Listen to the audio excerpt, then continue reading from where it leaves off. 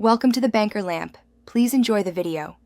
You'll begin by getting directly into the settings where the voice guide lives. This avoids guesswork.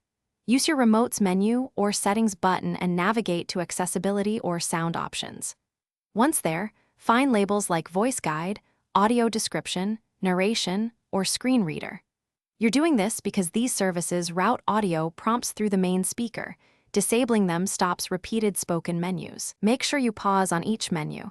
Many TVs nest the voice control. Now, select the voice guide or audio description entry and choose toggle off. This is the direct way to stop spoken prompts. If there's no toggle, reduce the voice guide volume to 0 or set the feature to off within a secondary menu. Once done, verify by moving through a few menus. The spoken audio should stop within 1 to 2 seconds. If the voice continues, back out and re-enter to confirm the new setting was saved. Some models require confirmation. Finish by restarting the TV to ensure the setting takes full effect.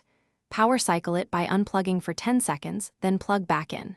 Make sure connected devices, streaming sticks, cable boxes, game consoles, or apps don't have their own audio guides enabled because they can mimic the TV's voice. If the voice still plays, consider a factory reset only after backing up presets. This clears persistent profiles that sometimes re-enable accessibility audio. Thanks for watching. If this was helpful, leave a like and consider subscribing. See you next time.